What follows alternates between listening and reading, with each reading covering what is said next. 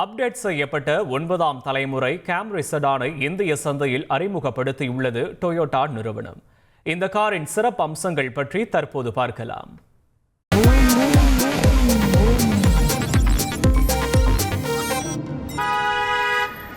தந்தி TV நேயர்களுக்கு வணக்கம். தந்தி motor எபிசோட்ல இன்னைக்கு ஒரு லக்ஸுரி கார் பத்தி நம்ம பார்க்க போறோம். இப்போ சமீபத்தில் நியூ ஜென்ரேஷனா லான்ச் ஆன டொயோட்டாவோட கேம்ரி தான் இன்னைக்கு நம்ம கூட இருக்கு. 9th ஜென்ரேஷன் கேம்ரி அப்படின்னு கூட நம்மளால சொல்ல முடியும். டெக்னாலஜி வைஸ் கொஞ்சம் அவுடேட்டடாக இருந்தது அப்படின்னு நம்ம இதுக்கு முன்னாடி நம்ம பார்த்துருந்தோம். பட் இப்போ மார்க்கெட்டை மேட்ச் பண்ணுற மாதிரி கம்ப்ளீட் ஃபீச்சர்ஸ், டெக்கி ஃபீச்சர்ஸோட இந்த கார் இப்போ லான்ச் ஆயிருக்கு. அப்படி என்னென்ன இருக்கு அப்படிங்கிறத நம்ம பார்க்கலாம்.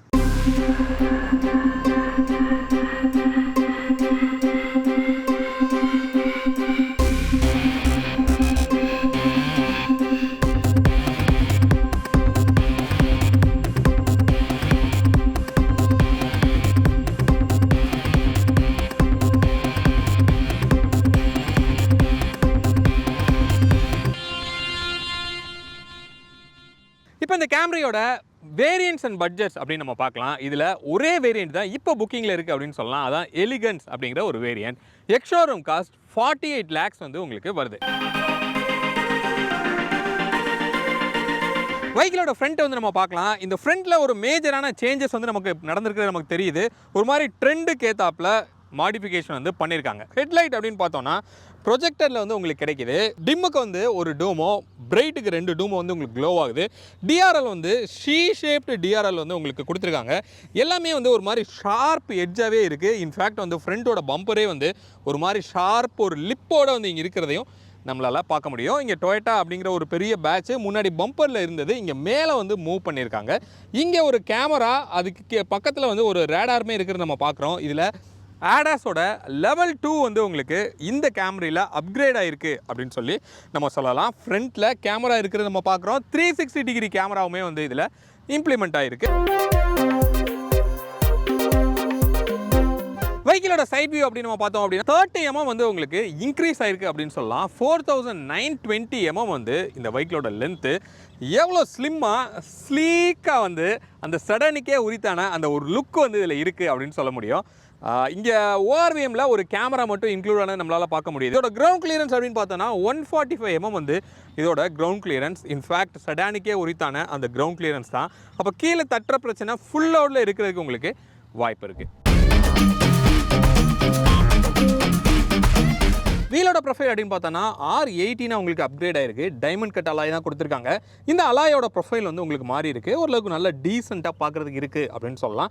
ஒரு பெரிய டிஸ்க்குமே இருக்குது நமக்கு தெரியுது. இதில் 4 wheel டிஸ்க் வந்து உங்களுக்கு கொடுக்குறாங்க. இந்த டயரோட ப்ரொஃபைல் அப்படின்னு பார்த்தோம் அப்படின்னா 235/45 R18 வந்து உங்களுக்கு கிடைக்குது. நல்ல லோ ப்ரொஃபைலாக இருக்குது, நல்ல ப்ராடராக இருக்குது. அப்போ கண்டிப்பாக ரோட் கிரிப் அப்படின்னு நம்ம பார்த்தோன்னா வேறு லெவலில் இருக்கும். பிரிக்ஸ்டோனோட டயர் வந்து இந்த ஓயில் உங்களுக்கு கிடைக்குது.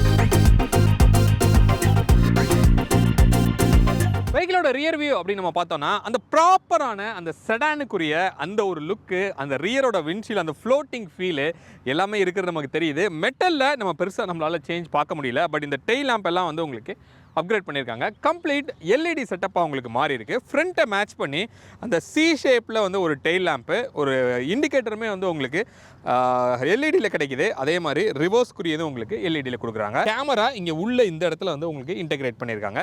இதோட பூட் அப்படின்னு பார்த்தோன்னா அந்த செடான்லேயே உரித்தான அந்த ஒரு லார்ஜரான ஒரு பூட்டு, ஒரு 530 லிட்டர்ஸ் வந்து இதோட பூட் ஸ்பேஸு நல்ல டீப்பாக வந்து உங்களுக்கு கொடுத்துருக்காங்க. இந்த வெஹிக்கிளோட டைமென்ஷன் அப்படின்னு பார்த்தோன்னா இதோட லென்த் வந்து ஒரு 4.9 மீட்டர்ஸ் வந்து இருக்கும். இதோட விட்டு வந்து 1.8 மீட்டர் இருக்கும். ஹைட் வந்து 1.4 மீட்டர்.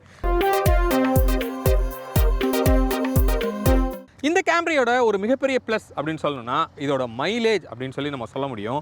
ஏன் அப்படின்னா இது வந்து ஒரு ஸ்ட்ராங் ஹைப்ரிடு. இது வந்து ஒரு பிளக்இன் ஹைப்ரிட் கிடையாது. அதாவது இது நம்ம சார்ஜ் பண்ணோம் அப்படிங்கிறது தேவையில்லை. இது ரன்னிங்கில் அதுவாகவே வந்து அதை சார்ஜ் பண்ணிக்குது. இப்போ இதோட மைலேஜ் கம்பெனி கோட் பண்ணுறது 25.5 kmpயில் வந்து கம்பெனி கோட் பண்ணுறாங்க. பட் ரியல் லைஃப்பில் எனக்கு தெரிஞ்சு டெஃபினட்டாக ஒரு 18 to 19 அப்படிங்கிறது கிடைக்கிறதுக்கு அதிகமான வாய்ப்பு இருக்குது. தோ ஒரு சின்ன பேட்டரி இருந்தால் கூட இவ்வளோ மைலேஜ் கிடைக்குது. இதோட இன்ஜினோட ஸ்பெக் வந்து பார்க்கலாம். இதில் ஒரு 5th ஜென்ரேஷன் ஹைப்ரிட் சிஸ்டம் அப்படின்னு சொல்லலாம். இப்போ ரீசெண்டாக வந்த ஒரு ஹைப்ரிட் சிஸ்டம் தான் வந்து இது. இப்போ இதோட பவர் அப்படின்னு நம்ம பார்த்தோம்னா இதோட இன்ஜின் மட்டுமே வந்து ஒரு 180 PS வந்து பவர் டெலிவரி பண்ணுது. இது கம்பைண்டாக வந்து உங்களுக்கு ஒரு 230 PS வந்து பவர் டெலிவரி பண்ணோம். டார்க்குன்னு பார்த்தோன்னா 221 Nm டார்க் வந்து அது டெலிவரி பண்ணோம். அப்போ கியர் பாக்ஸ் ஆப்ஷன் பார்த்தோன்னா ஒன்று தான், ஆட்டோமேட்டிக் மட்டும்தான். ECVT அப்படிங்கிற ஒரு கியர் பாக்ஸோட உங்களுக்கு இது வரும். ஸோ காருக்குள்ளே வந்து உட்காந்தாச்சு. இன்டீரியர் எப்படி இருக்குது அப்படிங்கிறத நம்ம பார்க்கலாம். இன்டீரியரில் கொஞ்சம் மேசிவாகவே சேஞ்ச் பண்ணியிருக்காங்க. எக்ஸ்டீரியரில் லிமிட்டாக இருந்தால் கூட இன்டீரியரோட கம்ப்ளீட் செட்டப் வந்து உங்களுக்கு சேஞ்ச் ஆயிடுச்சு. இந்த டேஷ் வந்து இதுக்கு முன்னாடி ஒரு மாதிரி வி ஷேப்பில் வந்து உங்களுக்கு இருந்திருக்கும். பட் இப்போ வந்து ஒரு மாதிரி ஸ்ட்ரைட் ஷேப்பில் வந்து உங்களுக்கு கொடுத்துருக்காங்க. நல்ல ப்ரீமியமான ஒரு லுக் வந்து உங்களுக்கு இருக்குது. ஒரு லெதரோட ஃபீல் வந்து உங்களுக்கு இருக்குது. ஒரு மாதிரி கிளாஸி ஃபினிஷில் வந்து இங்கே ஒரு பிளாஸ்டிக் வந்து கொடுத்துருக்கிறது உங்களுக்கு தெரியுது. 12.3 இன்ச்சஸில் வந்து ஒரு டச் ஸ்க்ரீன் இன்ஃபோடைன்மெண்ட்டு ஒரு மாதிரி ஹரிசாண்டலாக இருக்குது. நமக்கு விசிபிலிட்டியை எந்த அளவுக்கும் மறைக்காமல் ஒரு பர்ஃபெக்ட் ஹரிசாண்டலாக வந்து உங்களுக்கு கொடுத்துருக்காங்க. இன்னொரு ப்ளஸ் என்ன அப்படின்னா எல்லாத்துக்குமே தனித்தனியாக ஸ்விட்சஸ் வந்து உங்களுக்கு அவைலபிளாக இருக்குது. தோ இங்கே டச் ஸ்க்ரீனில் இருந்தால் கூட எல்லாத்துக்குமே இங்கே ஏசிக்கும் சரி எல்லாத்துக்குமே பட்டன்ஸ் வந்து உங்களுக்கு தனித்தனியாக கொடுத்துருக்காங்க.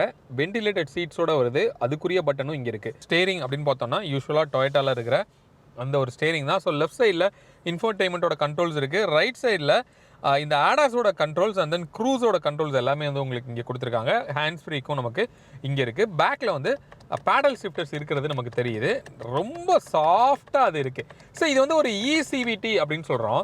அப்போ CVTயில் எப்படி பேடல் ஷிஃப்டர்ஸ் அப்படின்னு நீங்கள் கேட்கலாம். ஒரு 10 ஸ்டெப்பாக வந்து அதை ஸ்ப்ளிட் பண்ணி இந்த பேடலில் ஒரு 10 கியர் ரேஷியோஸ் வந்து அவங்க அரைவ் பண்ணியிருக்காங்க. அப்போ பெப்பியாக நீங்கள் ஓட்டணுன்னா கூட இதை யூஸ் பண்ணி உங்களால் ஓட்ட முடியும். இந்த கிளஸ்டருமே வந்து உங்களுக்கு கம்ப்ளீட் டிஜிட்டலாக மாறி இருக்குது. 10 இன்ச்சஸில் வந்து ஒரு ஃபுல் டிஜிட்டல் வந்து உங்களுக்கு கிடைக்குது. நடுவில் சின்னதாக ஒரு TFT டிஸ்பிளேவுமே வந்து நம்ம கொடுத்துருக்காங்க. டிரைவ் மோட்ஸ் வந்து உங்களுக்கு கொடுத்துருக்காங்க. ஈகோ, நார்மல், ஸ்போர்ட் அப்படின்னு சொல்லி 3 மோடு வந்து உங்களுக்கு கிடைக்குது. ரியர் சீட்டுக்கு வந்து நம்ம உட்காந்தாச்சு. ரியர் சீட்டோட கம்ஃபர்ட் அந்த லக்ஸுரி அப்படிங்கிறதுக்கு ஏற்றாப்புல செம்ம கம்ஃபர்ட்டாக செம்ம ப்ரீமியமாக இருக்குது அப்படின்னு சொல்லலாம். இந்த சீட்டை வந்து நல்ல ஒரு பக்கெட் ப்ரொஃபைல் வந்து உங்களுக்கு கிடைக்குது. அதே மாதிரி லெக் ரூம் அப்படின்னு பார்த்தோன்னா எனக்கு நீ ஸ்பேஸ் வந்து நீங்கள் பார்க்குறீங்க. இவ்வளோ நீ ஸ்பேஸ் வந்து எனக்கு கிடைக்குது. நல்லாவே என்னால் கீழே வந்து டக் பண்ணிக்க முடியுது. அப்போ நல்லா டக் பண்ணிட்டோன்னா ஒரு நல்ல அண்டத்தை வந்து உங்களுக்கு இருக்குது. பட் நீங்கள் இப்படி உட்காந்திங்கன்னா கொஞ்சம் அண்டத்தை வந்து வீக்காக இருக்குது அப்படின்னு சொல்லலாம். என்னோட ஹைட் வந்து 5'8". ஸோ எனக்கே அப்படி இருக்குது. அப்போ 6க்கு மேலே இருந்தாங்க அப்படின்னா ரொம்ப க்ளோஸராக லெக்கை வச்சிங்க அப்படின்னா கண்டிப்பாக அது அண்டத்தை இஷ்யூ இருக்கும். பட் நீங்கள் ஸ்ட்ரெச் பண்ணிக்கிட்டிங்கன்னா ஓரளவுக்கு நல்ல லக்ஸுரியான ஒரு கம்ஃபர்ட் வந்து உங்களுக்கு இருக்குது. இப்போ இந்த கேமரியை டிரைவ் பண்ணி எப்படி பெர்ஃபார்ம் பண்ணுது அப்படிங்கிற நம்ம பார்க்கலாம். இப்போ நம்ம ஃபஸ்ட் லான்ச் பண்ண போகிறோம். எதுக்காக நிப்பாட்டி எடுக்கிறோம் அப்படின்னா நிப்பாட்டி எடுக்கும்போது அது EV மோடில் வந்து உங்களுக்கு ஸ்டார்ட் ஆகும். எப்படி இருக்குது அப்படிங்கிறத நம்ம பார்ப்போம். இப்போ வரைக்கும் அந்த அனிமேஷனில் பேட்டரியில் தான் கார் ரன் ஆகுது. பர்ஃபெக்ட் சைலண்ட்டாக இருக்குது. எந்த வித சவுண்டுமே இல்லை. ஏன்னா இன்ஜின் வந்து ஒன்றும் ஸ்டார்ட் ஆகலை. இப்படியே நம்ம போனோன்னா எவ்வளோ தூரம் போகுது அப்படின்னு பார்ப்போம். எனக்கு பேட்டரியில் ஒரு 3 பாயிண்ட் இருக்கிற மாதிரி நமக்கு காமிக்குது. லைட்டாக ஒரு ப்ரெஷ் கொடுக்குறேன். இப்போ ஸ்பீடு வந்து ஒரு 30 km ஸ்பீடில் போகுது. ஸ்டில் EV மோடில் தான் இருக்குது. இப்போது வந்து இன்ஜினில் இருந்து ஸ்டார்ட் ஆயிடுச்சு. ஸோ இன்ஜின் வந்து இப்போ ஆன் ஆயிடுச்சு. பட் அந்த இன்ஜின் ஆன் ஆகி ஆஃப் ஆகிற அந்த இது எதுவுமே வந்து நம்மளால் ஃபீல் பண்ண முடியல. ஓரளவுக்கு ரொம்ப சைலண்ட்டாகவே அந்த விஷயம் நடக்குது அப்படின்னு சொல்லலாம். இப்போ வெஹிக்கிள் வந்து ஈகோ மோடில் இருக்குது. ஒரு த்ராட்டில் நான் கொடுக்குறேன்.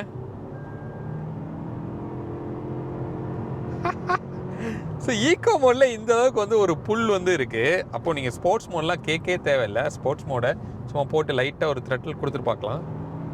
வாவ், இது வந்து 2.5 லிட்டர் எண்ணெய் இன்ஜின் தான் வந்து இது.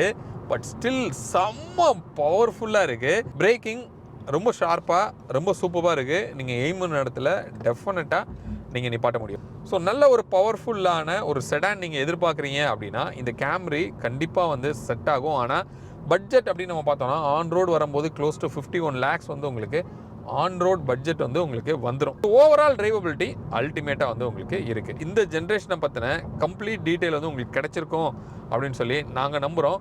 மீண்டும் அடுத்து இதே மாதிரி வேற ஒரு இன்ட்ரெஸ்டிங்கான கண்டென்ட்டில் உங்களை வந்து நாங்கள் சந்திக்கிறோம். அது வரைக்கும் உங்களிடமிருந்து விடைபெறுவது உங்கள் பிர்லா. பை.